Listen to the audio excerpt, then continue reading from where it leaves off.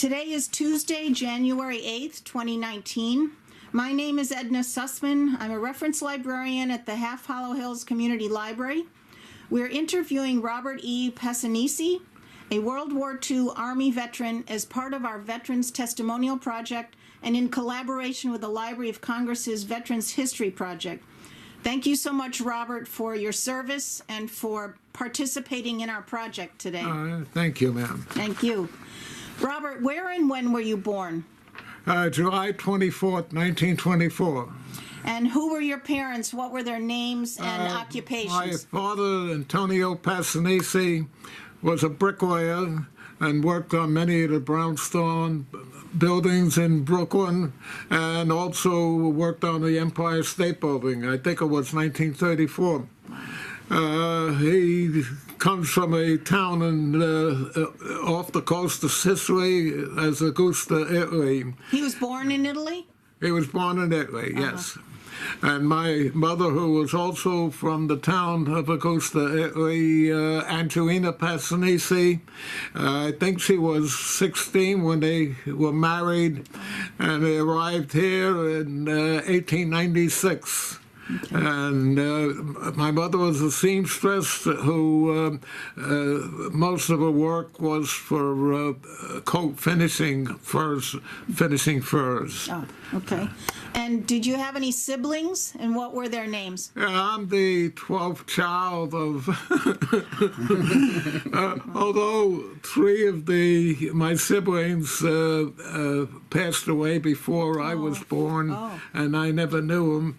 But I'm also, I'm told I'm the seventh son of the seventh son. That's supposed to be something. Wow, I guess so. So what about you? I had 6 brothers and 3 living sisters. Okay. Were any of them in the military also? I missed that. Were any of your siblings in the service also? Oh, yes. My brother John was in both World War I and World War II. I think he was 44 when he was drafted. Really? And he served in Italy. And my brother Dominic also served in England. He was 10 years older than I, so I guess he was born around 1913. Mm-hmm. So, what were you doing before you entered the service? Before I entered the service, I was going to Stuyvesant High School. I repaired neighborhood radios with the aid of my brother Joe, who started in radios in the 1920s, and was an expert repairman. So I had a good backup. So when I went into the Army, I continued with the radio. So, in which branch did you serve in? Initially, I was in the Army Signal Corps, and I attended Fort Monmouth, which was known as the Country Club of the Army, for training in aircraft radio repair. Where was that located? That's at Fort Monmouth, New Jersey. After that, I knocked around a few times in different Fort Hamilton, Brooklyn for a while, and I wound up in A.P. Hill, Virginia. From that point is where I volunteered for Merrill's Marauders. So were you drafted or did you enlist? Did you enlist in the Army? Oh, yes. I was only 17 and a half.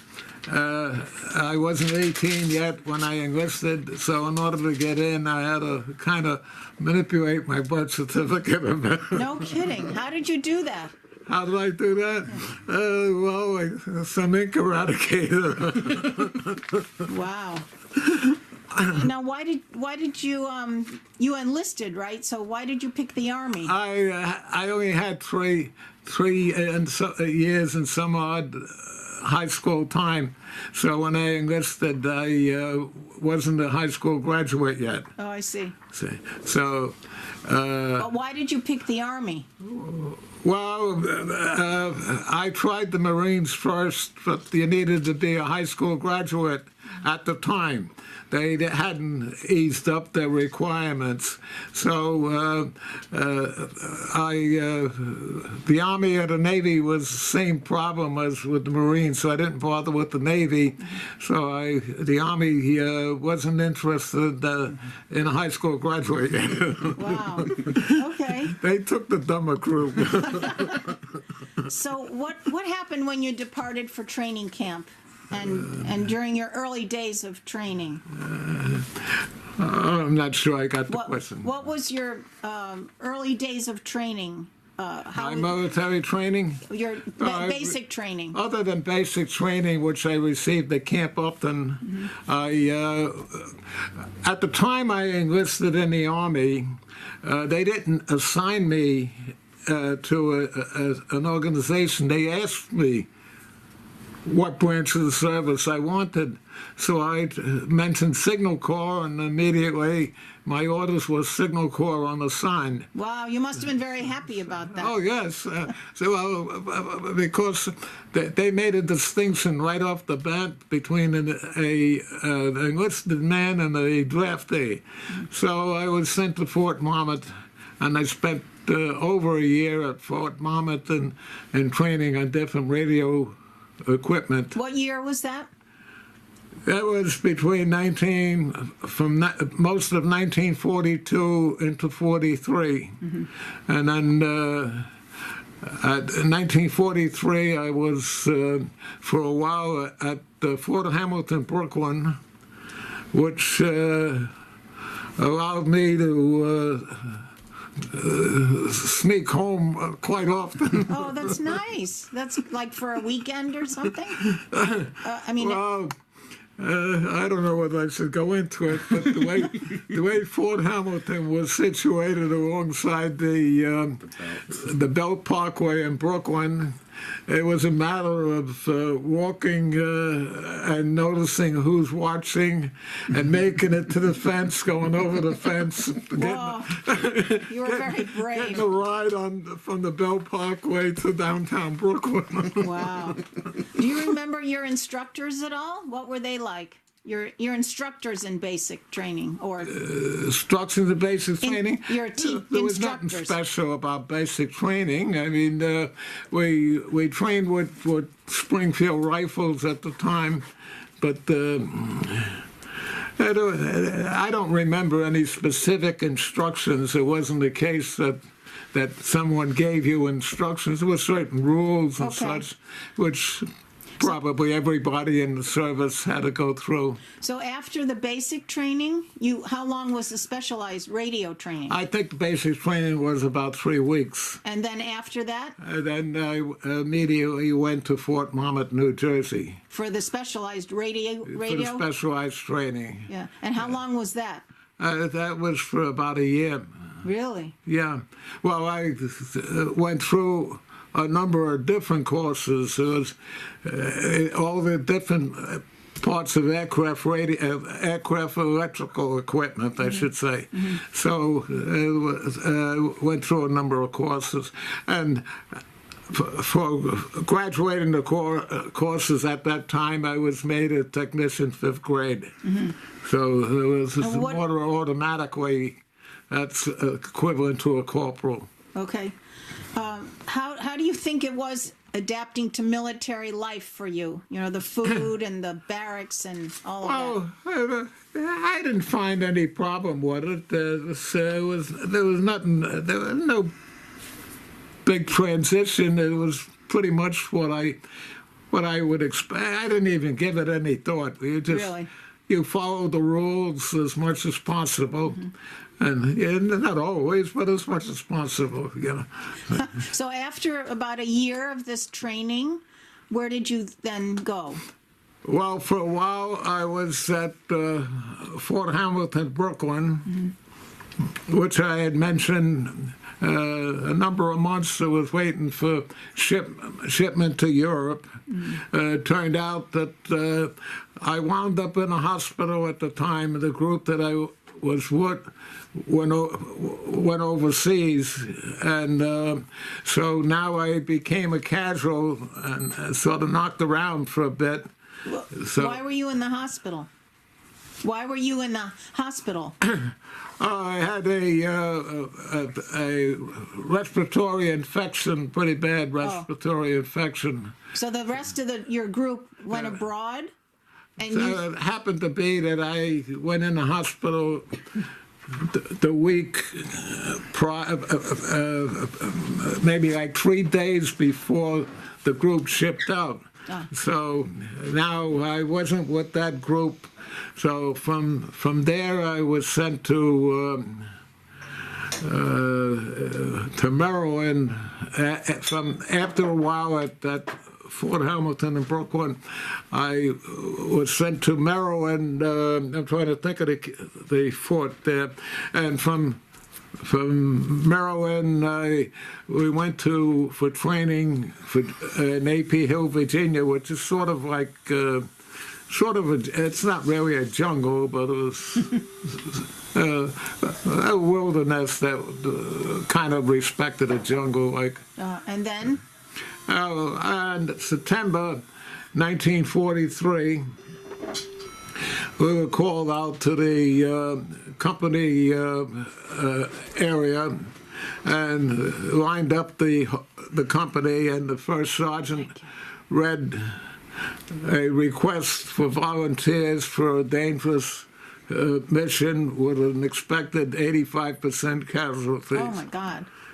So I wasn't too happy with where I was, and I kind of felt my two brothers are overseas already. Oh, they were? Yeah, and I'm not doing my part.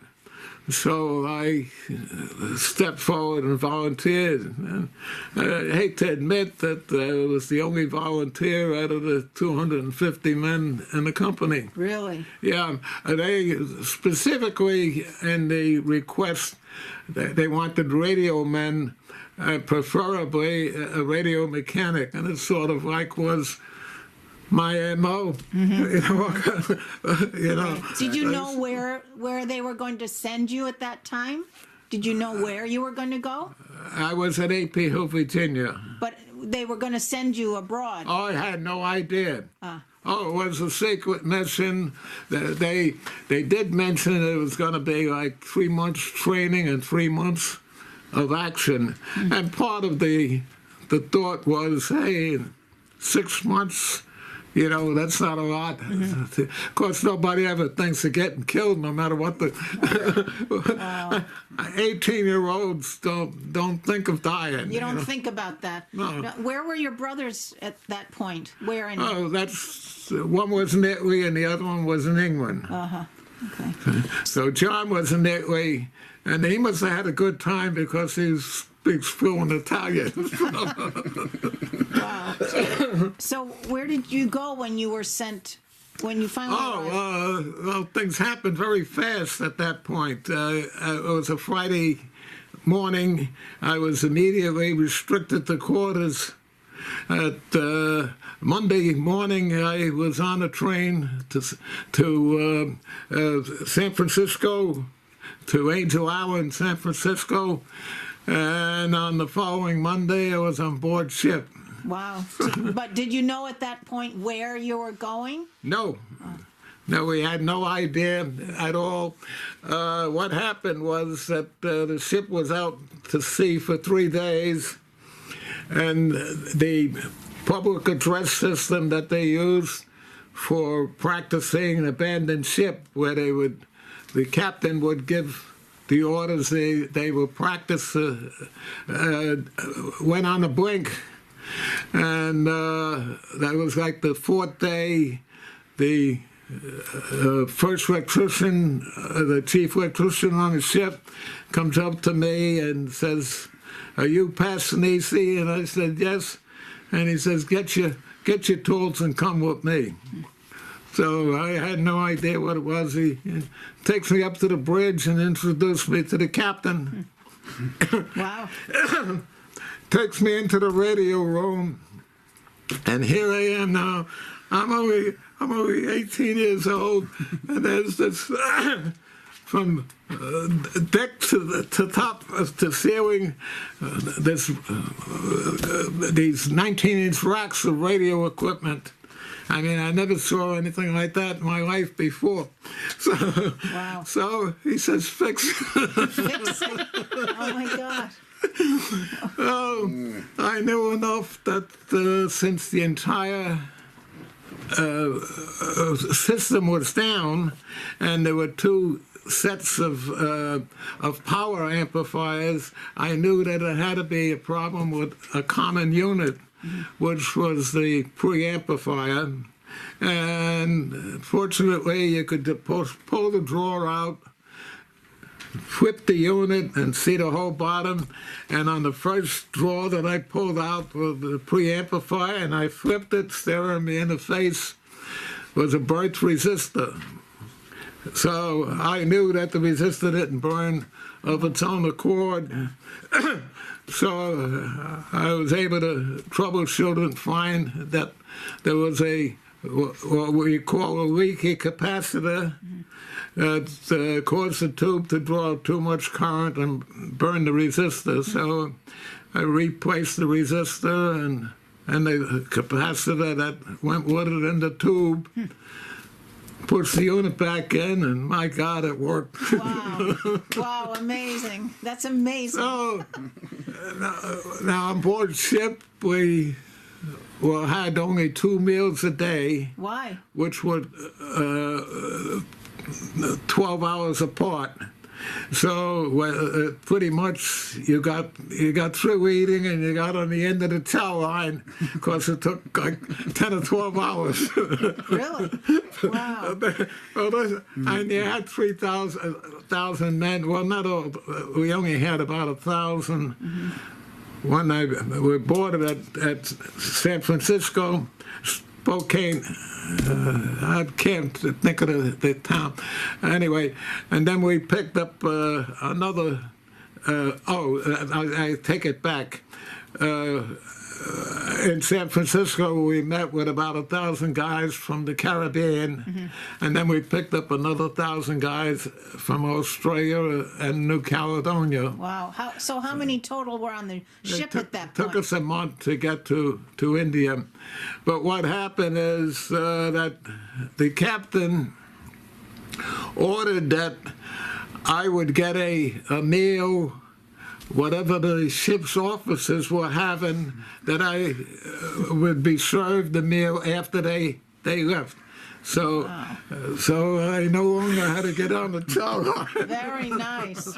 Now, why did they do that for you? So Why did that happen?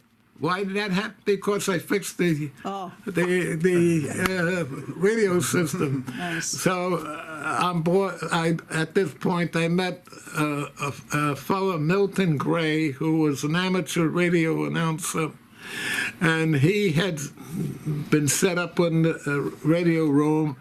So I joined him, and we put on a request show where the SS Loreline, the ship we were on, was a luxury liner before it became a troop ship. So there was telephones and all the rooms, and people would call up and make a request, and we would play the deal. So somehow or another, Milton knew that the theme song was the Song of India. Oh. Wow. I didn't put 2 and 2 together at the time. Right. So we then landed in Bombay, India. Now, why? Just to refuel, or why did you go to Bombay? Why did you go to India? We were going to be President Roosevelt and Winston Churchill at the Potsdam meeting met a General Audie Wingate, whose theory was that the army should infiltrate behind the enemy lines and play havoc with their infrastructure and communications. Now, he commanded a group known as the Chindiks, who were British and Gurkha soldiers that did this the year before, 1942. So Roosevelt was impressed by Wingate, and he ordered that an equal force of about 3,000 men would be assigned to Wingate to perform the same action. So going to Bombay was the port in India that was safe because Calcutta was too dangerous. Oh. So in order to get there, we had to travel south of Australia, around the southern part of Australia, and we come up the Indian Ocean to Bombay. And then you didn't stay in Bombay long. Well, at Bombay, we were under British command. And there for a while, we were a couple of weeks at New Delhi, India, in a British compound. And it didn't work out too well because the food was horrible.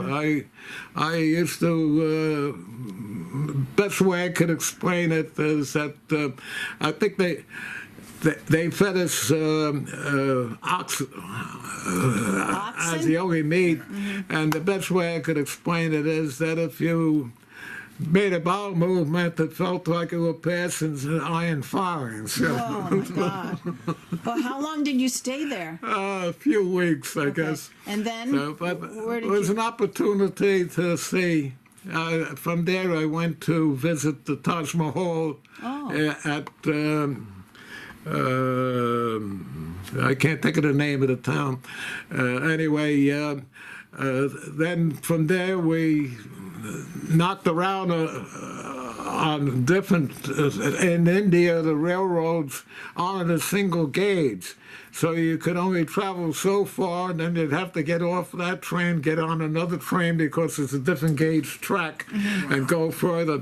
So it took a few weeks to get from India to a place that they allowed for us to set up camp, which was a wilderness. We had to set up our own situation. Still in India, though. It was Deogar, India. It was closer to the eastern part of India. And after about 3 months of training in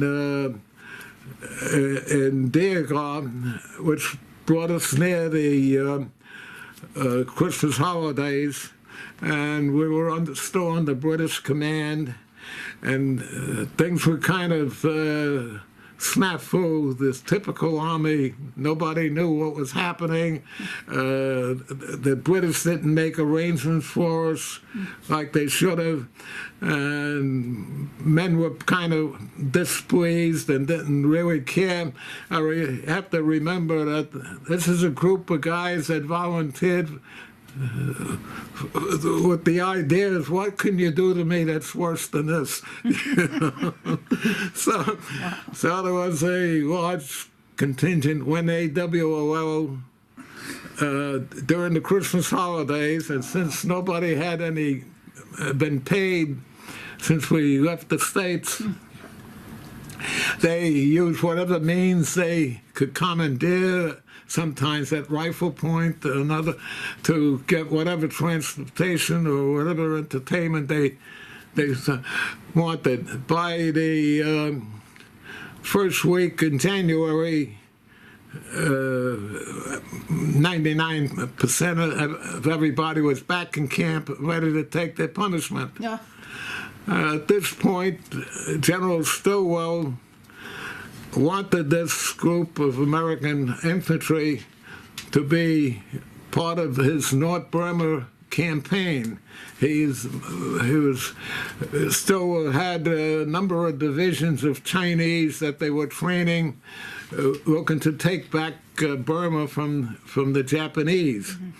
So the British weren't too happy with us anyway, and so General Montgomery gave Stilwell permission to take the group.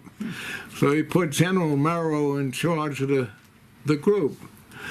We were a regiment there for a few days. We were up until a few days before the end of the year, we were just a unit. So Colonel Hunter had us listed as a regiment, and we got the title, the 5307 Composite Unit Provisional, Regiment Provisional. Now, how long did you stay there? I mean, did you move on to Europe after that, or how long did you stay in? How long did I stay at this point? Yeah. Until I was sent home for the end of the war, 1945. So you So it didn't. was from September 1943 to July 1945. That 3 months that they. Wow. So this was all in India. You were all in India the whole. Well, most of the time was in Burma. Burma. Okay. Okay, we were just getting to the Burma part. General Merrill became a hero overnight because in order to court-martial, other than company punishment, in order to court-martial a soldier, you need the regimental colors. But we weren't a regiment because a general would be insulted to be commanding a small unit like a regiment of 3,000 men. So they changed our name to a unit. Mm-hmm. So there were no possible worthwhile court-martial. So Merrill took advantage of that situation and declared there'd be no court-martials. Huh. So instantly he became a hero. Wow, nice.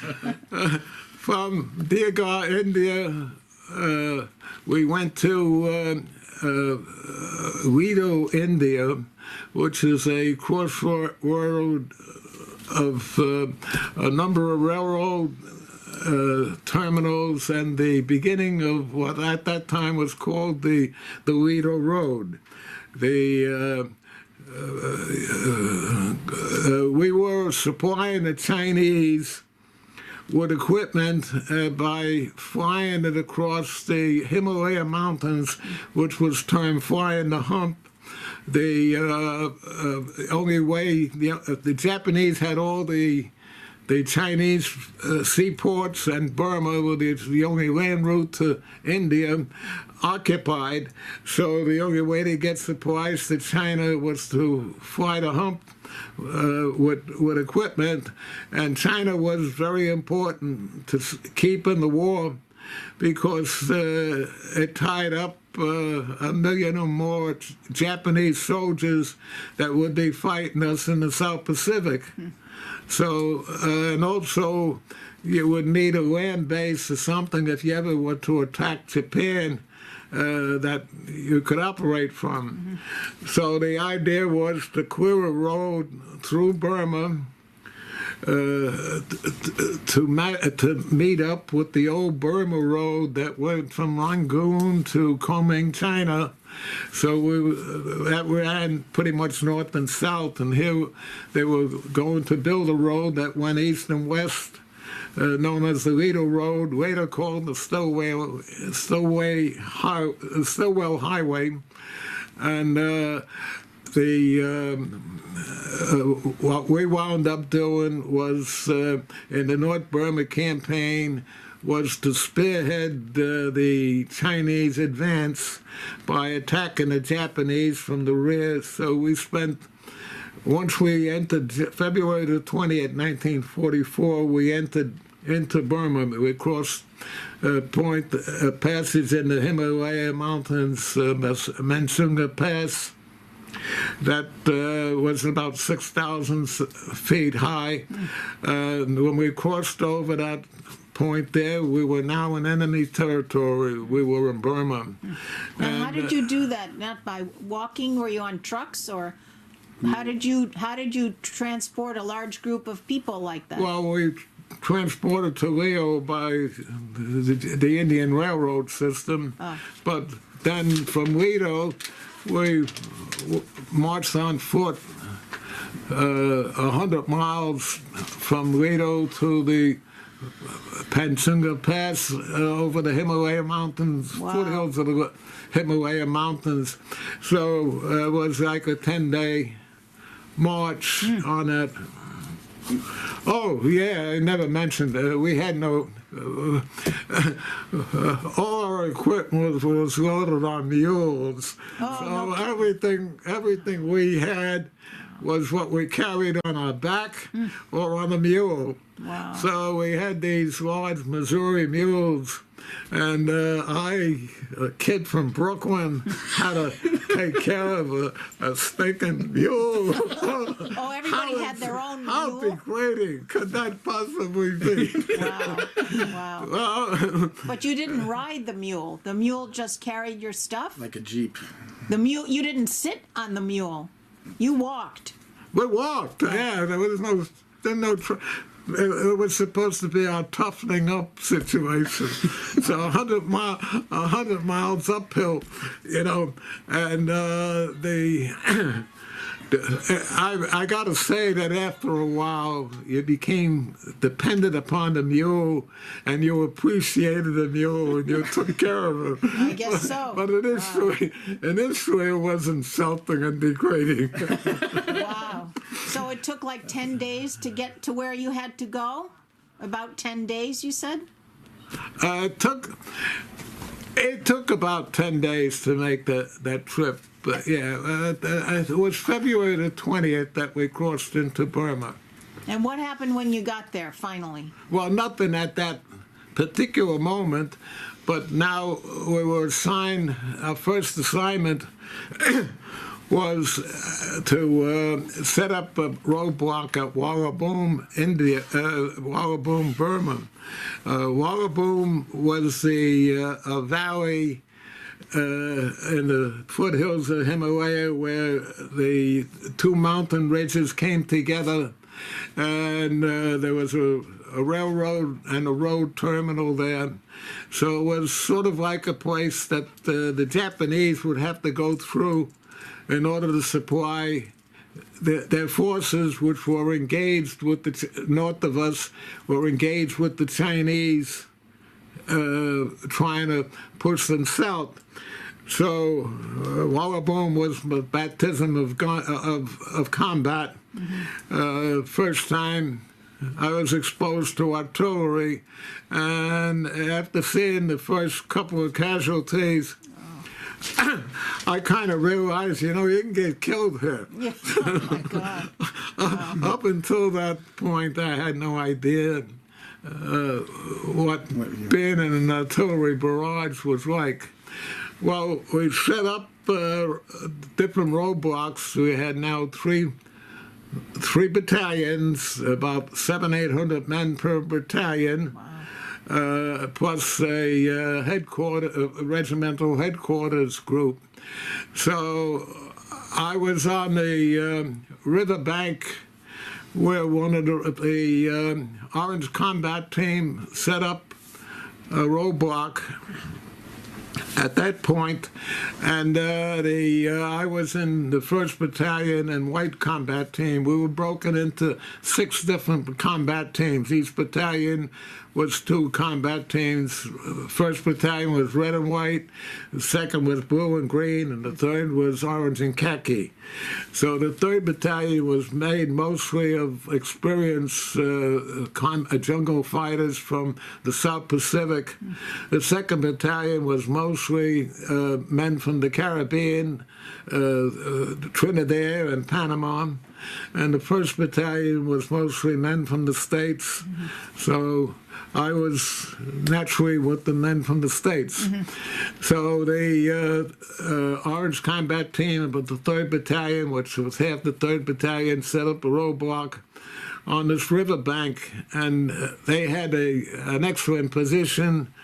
The riverbank was about 15 feet high, and then the other side of the river was sort of like a gradual sloping plain for about 25, 50 yards to the jungle from that point. And the Japanese had to come that way. So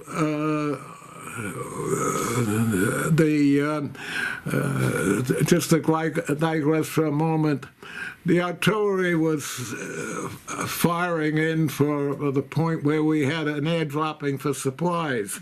So they moved the air dropping about 3 miles away to Hamxingyang, I think was the name of the town.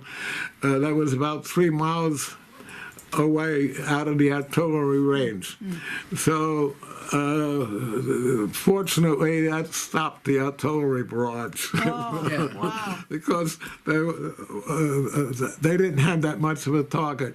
So anyway, the Japanese, I'm not sure what day it was, but in the morning, they started their attack. About groups, 50 or thereabouts, Japanese would charge at the river, and then they would drop to the prone position, and another wave will come after them.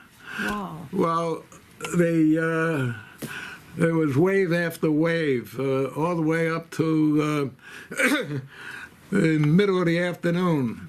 Were you in bunkers or? Well, I was in the foxhole sometimes at that point. About 3 o'clock in the afternoon. That's a whole other story.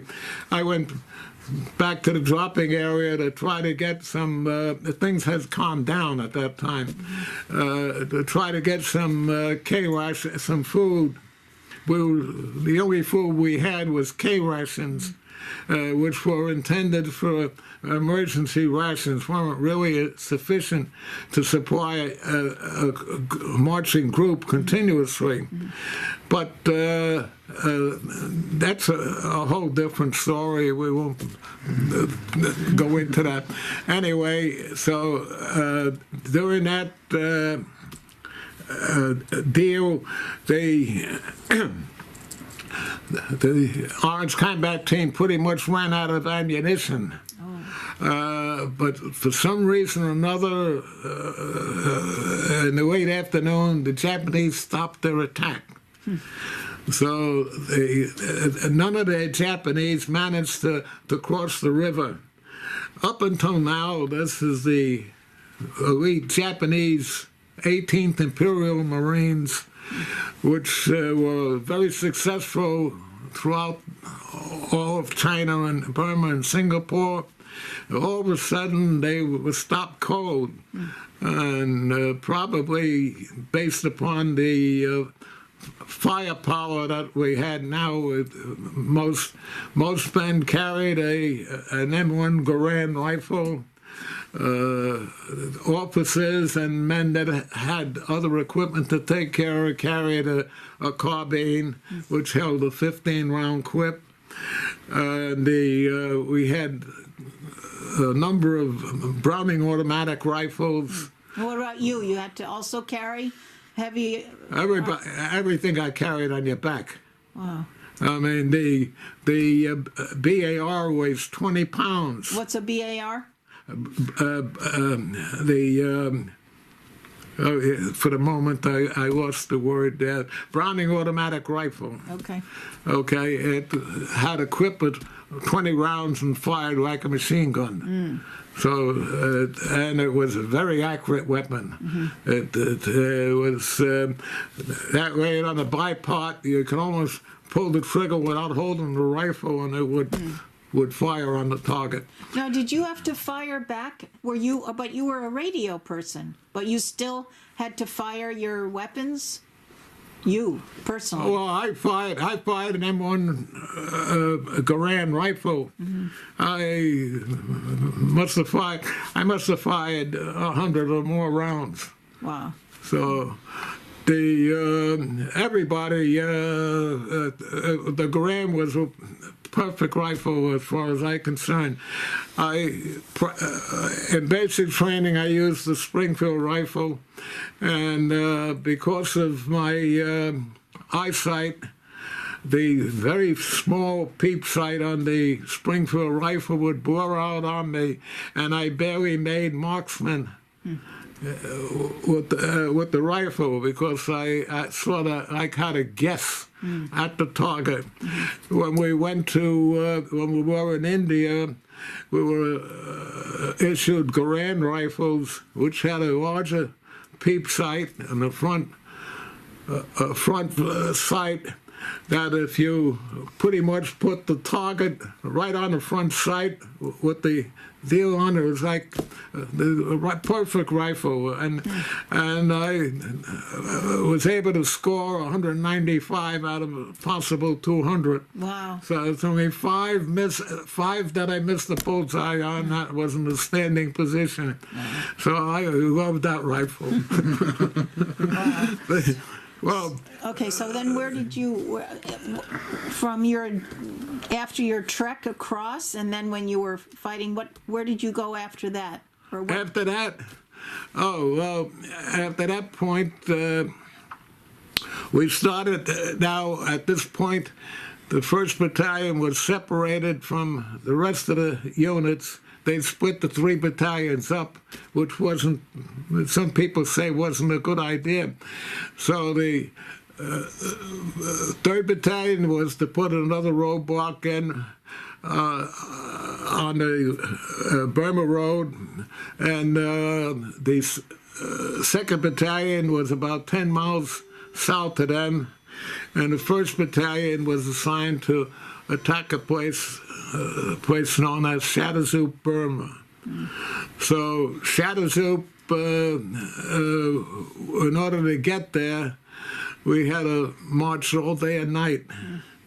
So it started at sun up in one morning, and it was like in the middle of the night when we got to our position. I remember in order to get there, we had a very narrow ridge on the mountainside. We lost about 15 mules off the edge of the road, the trail, because we got recovered like half of them the next morning, and then had to shoot the remaining ones. But this meant that you had to go down the side of a mountain, unload the mule, carry the load up yourself. See, and because once the mule sat down, wouldn't be able to get up. You had to unload them to get up. Well, it turned out that Shadazoo was sort of like a terrific deal for an army. The enemy had a training camp across the river, and we got there in the middle of the night, and half of the battalion went across the river, set up their positions very quietly. The rule was that there would be no gunfire. You had to use a knife. Oh, because you didn't want to alert the Japanese. So in the morning at reveille, the Japanese kept coming out of their barracks with mess cans going to you could see them? Eat. Did you you saw them from where you were? I was fortunate. I was part that was in reserve on this side of the river. I didn't have to cross. So the Marauders opened up on the Japanese, and it was like maybe 20 minutes before the Japanese could even think of putting up any kind of resistance, because the gunfire that they heard they thought was their own. They had no idea they're being attacked. Wow. So at this point, we set up a bazooka on the side that I was on. Since I was the knowledgeable one on everything electronic, the bazooka was a brand new item. So we set up a bazooka on this side of the river, and we caught 3 trucks. Wow. Going north to the part of the Japanese, loaded with Japanese troops.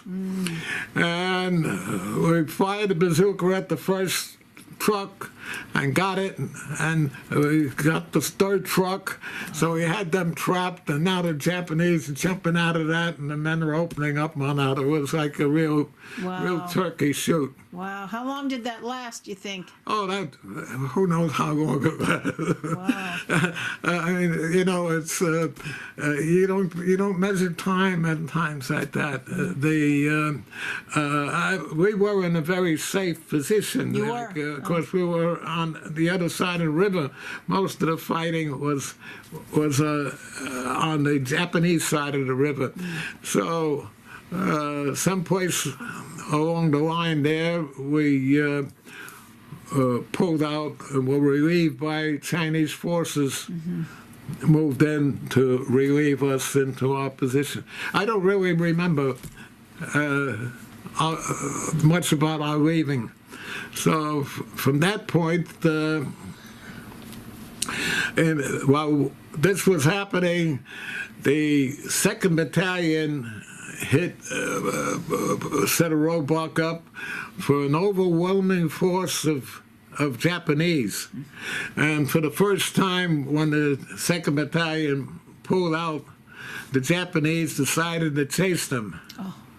So they're running for their lives. They were actually double time running, and they had to travel over a ridge that the Japanese apparently had zeroed in with their artillery. So they were under artillery fire while they're trying to escape. I'm told afterwards that General Merrill's orders to Colonel McGee, the commander of the 2nd Battalion, was to hold a place known as Napunga Hill that would prevent the Japanese from traveling south to reinforce another group. So the 2nd Battalion held up at Napunga Hill, and the Japanese, the situation was about 270 degrees was jungle, and then the other 90 degrees was continued uphill. So they set up a perimeter that had to cover this 270 degrees, and the Japanese kept attacking them at this point, and they were under siege for like 12 days. Did we lose a lot of men at these battles? Where you were before and then now? Were there a lot of Americans, soldiers lost? I'm not sure what you said. Were there a lot of soldiers from American side lost? How many? Killed? Back at Warrboom, it's almost ridiculous. We lost 8 men at Warrboom, and we were credited for 800 Japanese. And that was only those that they didn't count the ones that were during the night, the Japanese bodies that they recovered during the night. At Shadowzoop, we had a tremendous success. I don't know what the count was. I don't know that we lost anybody. I mean, we've had wounded, but I don't know whether we lost anybody. At least I'm not aware of how many were lost. But at Napunga, the 2nd Battalion took a hell of a beating. And for a point to bring out, it was April the 9th, 1944, that we broke through. Beforehand, this 3rd Battalion kept hitting the Japanese from the rear.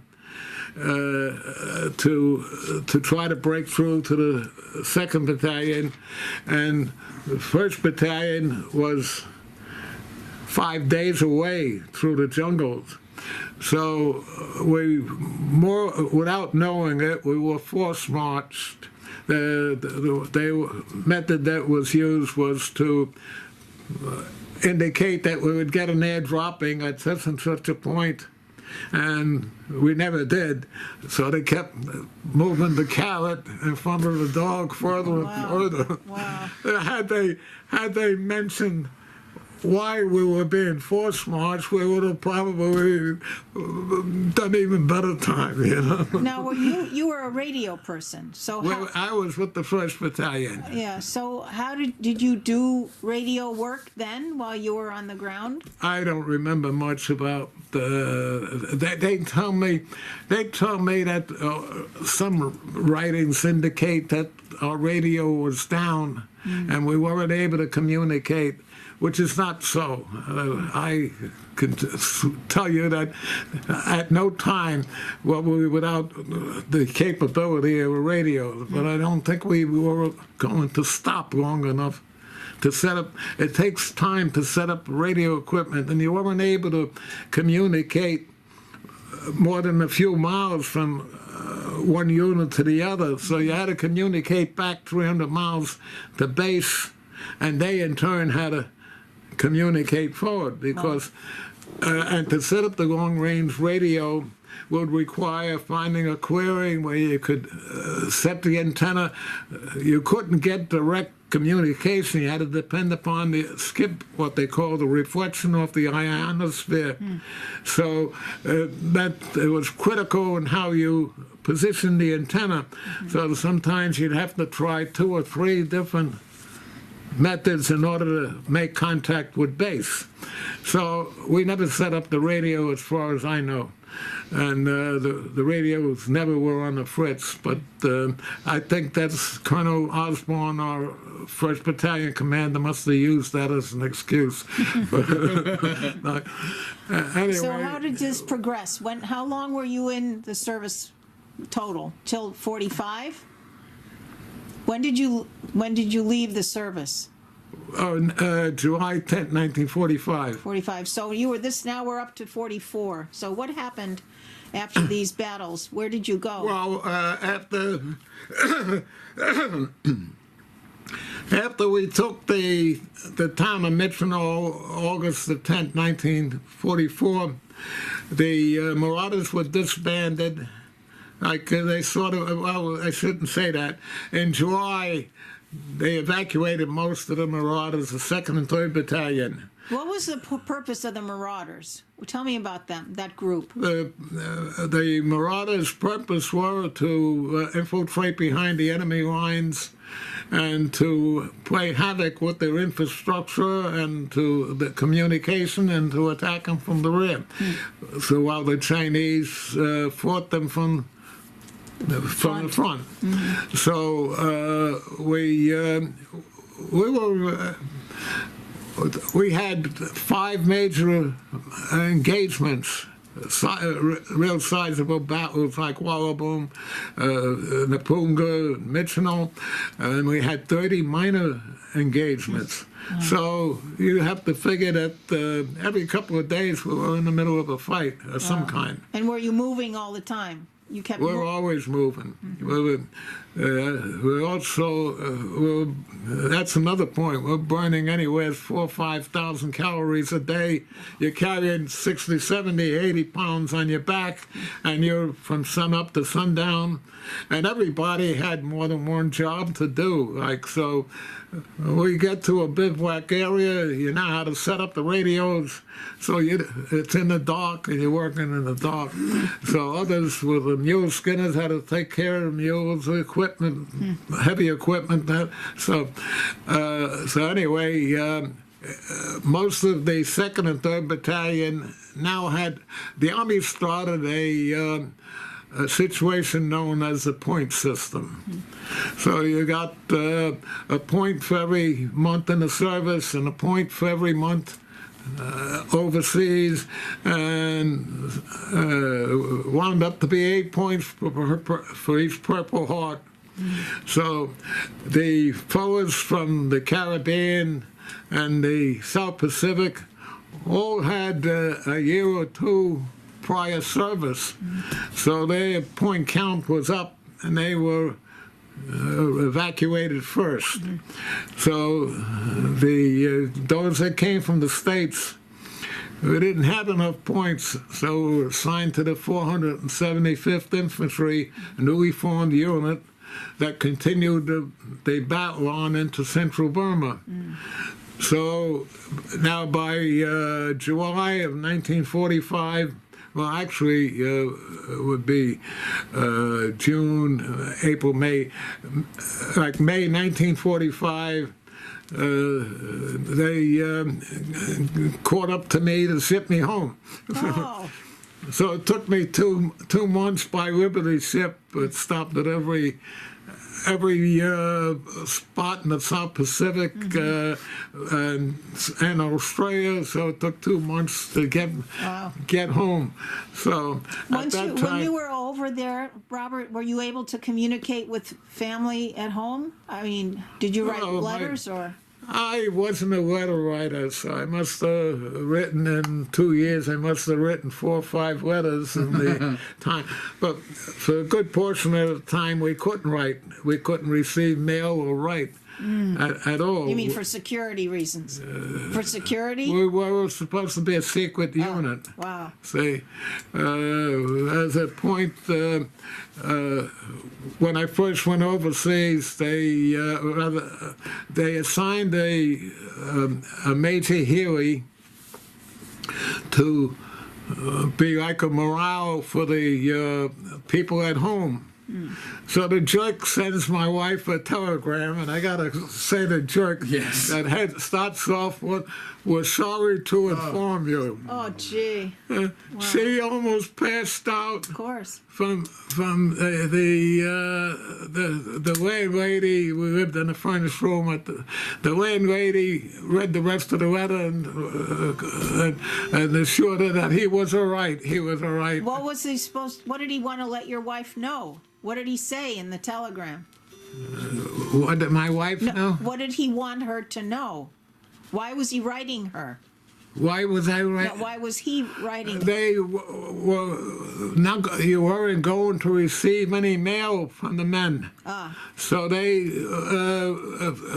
kind of supposed to assure the families that the men was all right and keep them informed on how they're doing. But they had no idea. So it was, an artificial setup for morale. Right. Thing.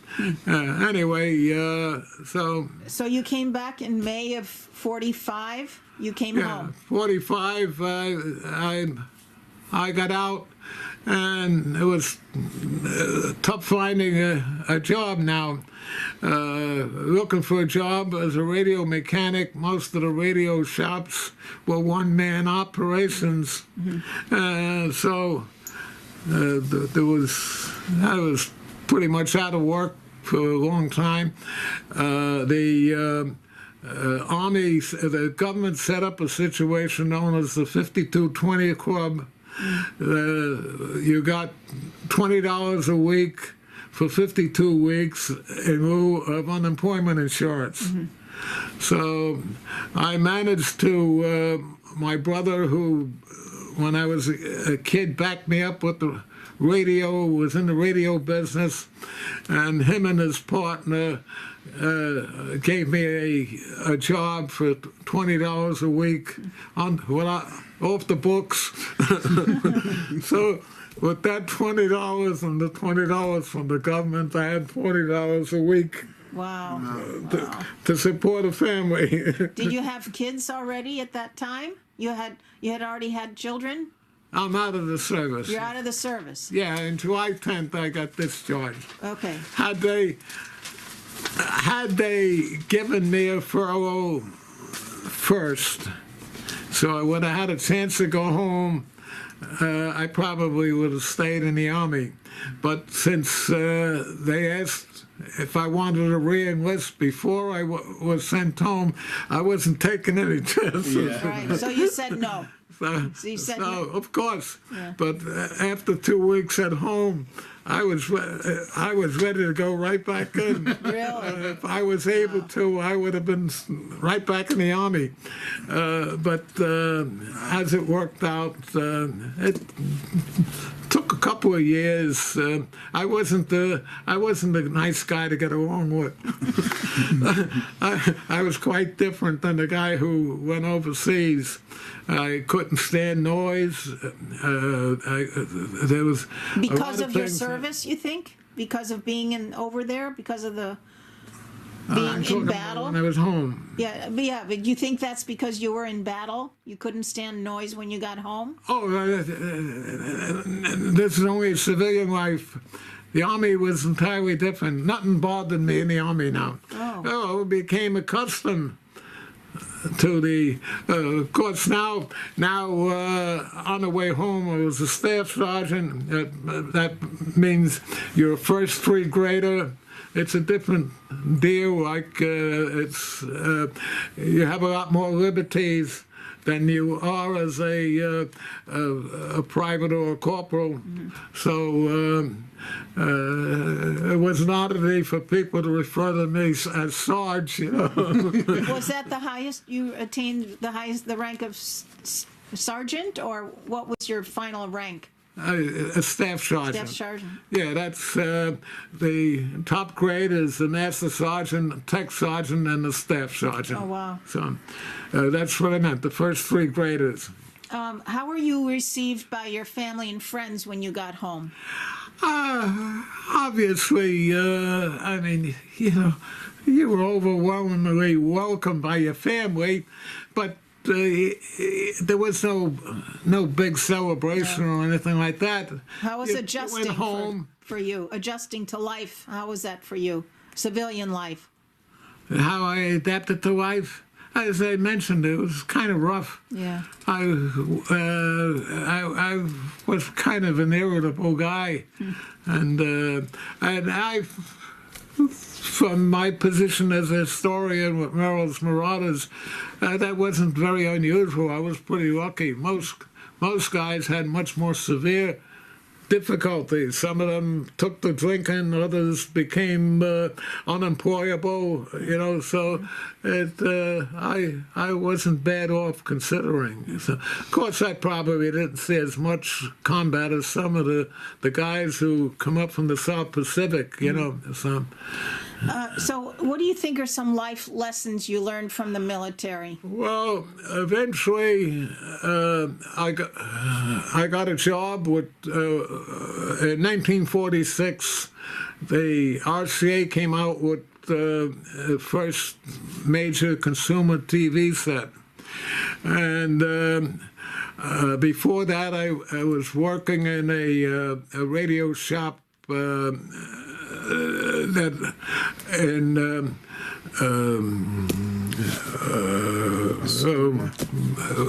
I was about an hour subway travel on Hillside Avenue from where I lived, so I did a lot of reading on the to and from work, and that reading was mostly on television. Mm-hmm. So when the RCA first came out with the home TV set, Crosley radio, I should say, Crosley, I don't know what they were in the refrigeration business, started to sell a model of the RCA radio, and I got a job as a TV serviceman with Crosley. Mm-hmm. They were on 35th Street, Manhattan, and I worked for them for about a year. And then after a year, I quit and started my own television business. Oh, wow. With Crosley's customers. Good for you. Robert, how do you think your military service impacted your feelings about war in general and the military? I missed what you said. Is it on it? How do you think being in the military affected your feelings about How- war in general? Oh, I really didn't have any prejudice against war. I probably was very much in favor of if we went to war against the Russians immediately, and I wasn't sort of like I wasn't any anti-war deal. I was even in favor of conscription because I thought that every kid should get some military training. It does a lot for your ability to obey orders and to realize there's something above and beyond yourself. You know. What is there a message you might have for future generations who might view this video? Is there a message you might have for younger people watching this? Well, I kind of think that people don't really appreciate the freedoms that they have. And I would say that don't let anybody chip away little bits, which has been going on since the war. You've lost a lot of freedoms just by little chips here and there. Every single one of them is worth fighting for. And I'm very disappointed that we haven't done that. I could also say my freedom ain't free. So and the other thing I could say is that America is no longer the land of the free when it's no longer the home of the brave. Right, very good. Is there anything Other than that, there's not too much I can tell. anything we haven't covered that maybe you'd like to add? Anything we missed? Anything you'd like to say that we haven't covered? I'm not sure. Is there anything we haven't covered you'd like to add to this interview? Would you like to add something of your own off the subject or no. on subject of? No, I don't think so. Okay. There's not too much. I don't know. Okay. I haven't thought of. I'm not looking for anything at my stage. It's time to give it away. Well, Robert, I really appreciate your sharing your memories with us. Thank you so much, and thank you for your service again. Oh, Thank you.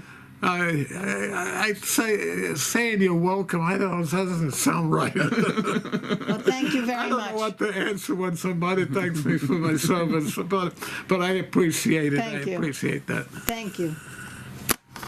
Right.